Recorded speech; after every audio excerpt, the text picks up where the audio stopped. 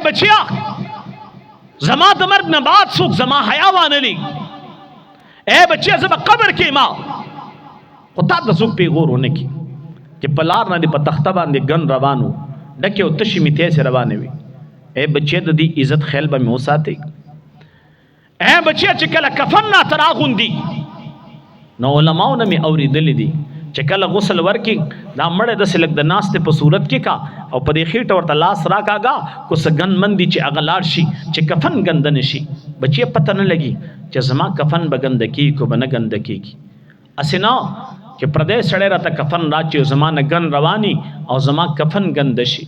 بچي آیا به ملاړ شي عزت په ملاړ شي بچي ډیر به شرمېګما بچي تا تاسو پیغورونه کې پړک مجلس کې په دغه وخت کې چې کله کفن راغوندي ته به راواغوندي